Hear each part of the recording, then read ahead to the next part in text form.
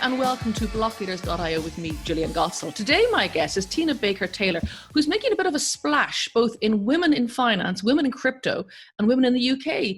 Welcome to the show, Teana. Oh, thanks so much for having me, Gillian. Yeah, no, we've been watching you. We're friends on several groups together, the Bigger Pie, of course, with Bridget. And so it's just amazing that recently you announced that in May you became the UK Director for Binance. So congratulations. That is a huge, huge deal. That's like being made, king of the world, I think.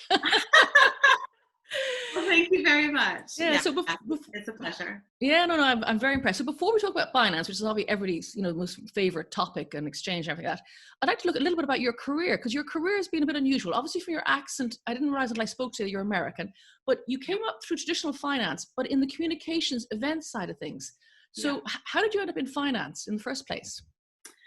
So I started in finance originally when I was very young during the dot-com boom. I worked in mergers and acquisitions on deal teams. So not quite communications and finance, but more kind of deal logistics and road shows.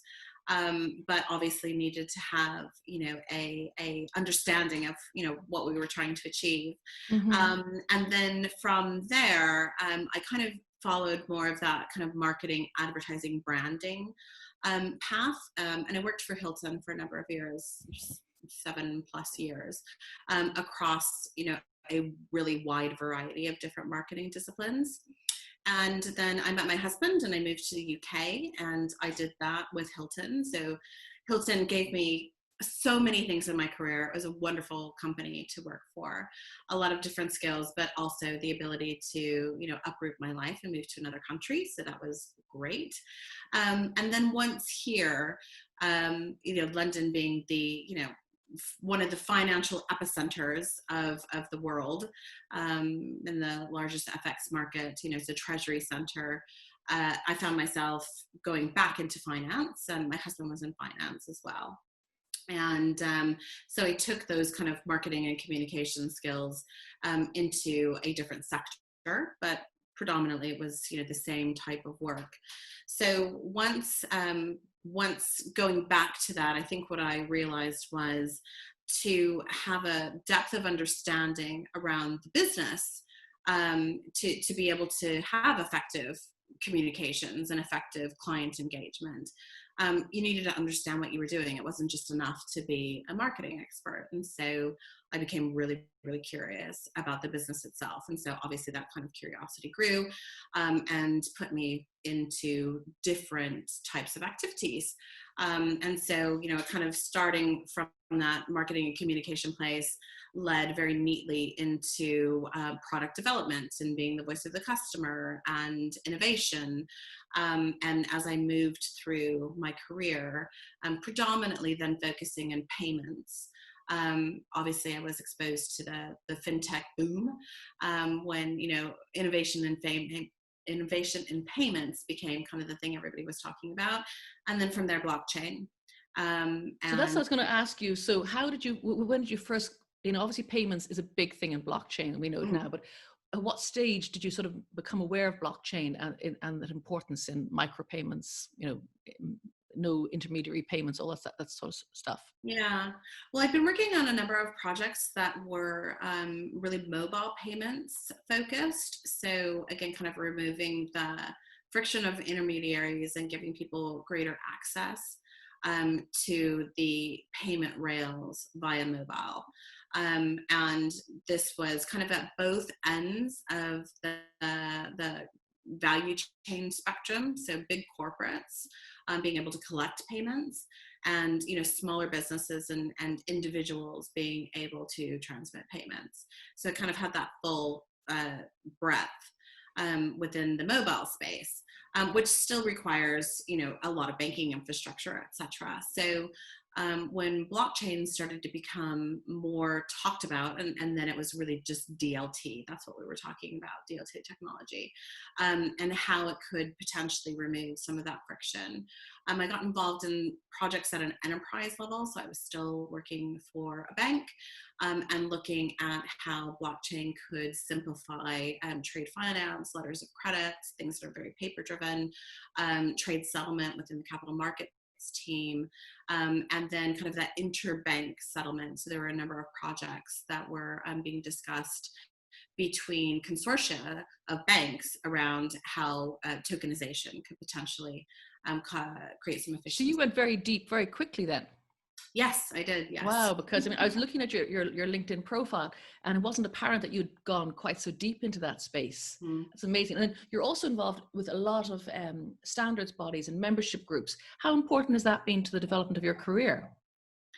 So I think when I chose to kind of take the leap and go completely into the digital asset space, one of the things that was immediately noticeable was the perception gap, or the use case gap between regulators and the people that were doing the innovation and building the ecosystem.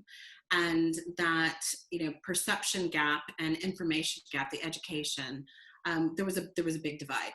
So when you have a new technology, especially one that deals with the transfer of value, whether you consider digital assets to be money or not is kind of irrelevant, right? We're moving value around, moving data around.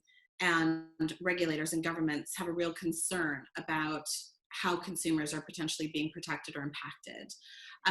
They became very curious. And so for the industry in a nascent state, it really became up to us to begin to educate those policymakers, because sitting back and allowing policymakers to potentially take decisions where they don't have all of the information could have a greater impact on the ecosystem that wouldn't necessarily be net positive.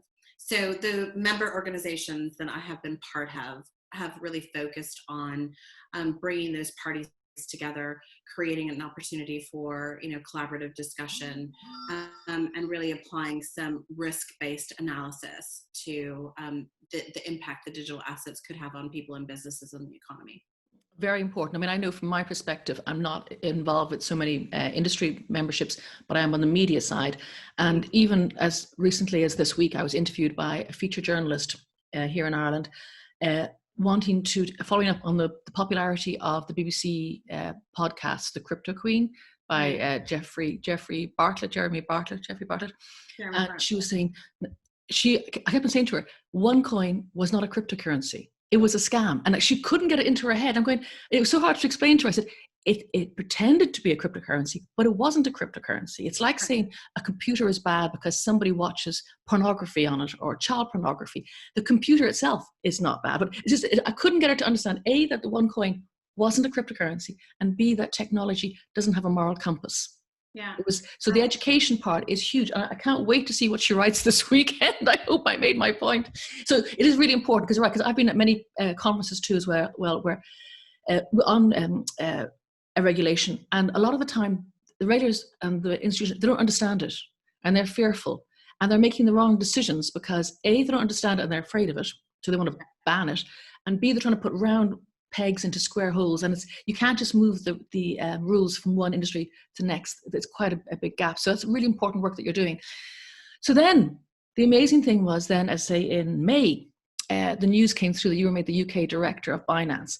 That is a huge job. That is phenomenal. How is it going? I'm just so impressed. Yeah, it's going very well.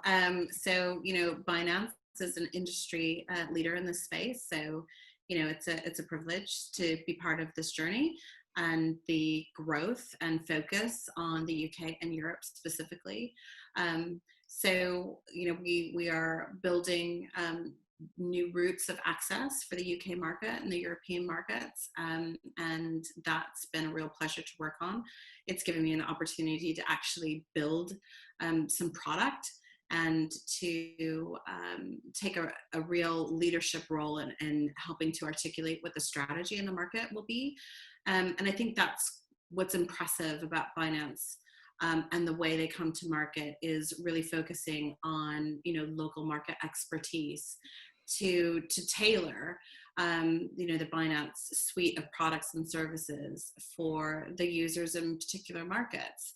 So I think it's a unique approach among crypto firms that offer these types of services. So, trading platforms and firms that offer staking and savings and, the other kind of ancillary products that go within a trading platform. But really, I think it's about being part of the continued growth and development of the crypto community in general.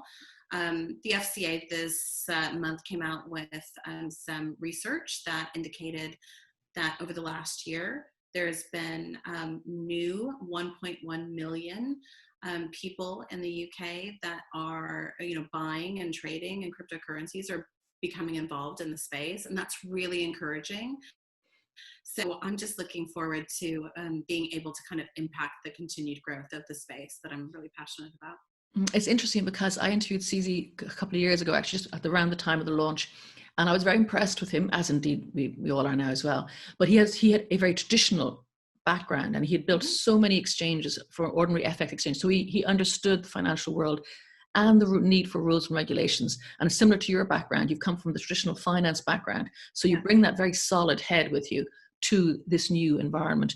And I was watching an interview recently with CZ, and he said that the growth in the number of people is like 1,500 people, I think, now work for Binance. But he stressed the point that he said most of the local organizations are autonomous. So is that how does he do hands-off leadership in that regard? Is that important for you? So I think that, CZ empowers his local leadership teams to, be in the driving seat around, articulating the strategy and obviously the execution of the strategy. I would not say that he is hands off. He's absolutely, guiding our business holistically. But in a way that is value additive for those local markets. He has a wealth of experience around product development, what works, what doesn't, what the community is driving and asking for. He's very active in the community, and so he really is available to us all to share that expertise and knowledge that he's amassed. So I would say he's an integral part of the growth. So I wouldn't say he's hands off, but I wouldn't say that he is, kind of driving from the back seat either. I mean, he's really an empowering leader. That's impressive. He was also talking about DeFi, which is exploding at the moment. What's your impression? Is it crazy in the UK as well, the DeFi market? And is Binance involved in that anyway? So the DeFi market, I think, is one of those. I always. It takes a while in crypto to kind of get a sense of if something is a trend or if something is hype in the moment. And I think that DeFi has had this kind of explosive growth around different types of ways to create yield, right? So the whole farming concept is quite new, and I think it's one of the areas that we've seen the most amount of kind of structured product or structured finance being applied in this decentralized way, right? So sophisticated products that you would normally see in traditional finance are kind of being mimicked in this DeFi space, to some great fanfare, and to some big failures, right? There's been a couple of things that have happened in the last couple of weeks where people were like, oh, that was interesting. The YAM stuff, was kind of, ooh. Although apparently they're coming back again. I'm not quite sure how that works, but yeah. So I think DeFi is really a fantastic experiment, and what I think is quite exciting and fascinating about it is it's really kind of putting into practice some of the ideas that we've been talking about, and in a very quick and rapid test and learn fashion. That's true. I mean, and that is the hallmark of the crypto world, the speed Yeah. at which everything moves. And even in the winter, it was still moving quickly if you're watching it. Yeah. Thank you so much for your time today, Teana. Very interesting. And I love, as I say, the traditional finance, the whole your experience in the payments, your understanding of regulations and how it all fits in, and now your role in finance. So I should be watching your moves in the future very closely indeed. Thank you very much indeed. Thank you for having me.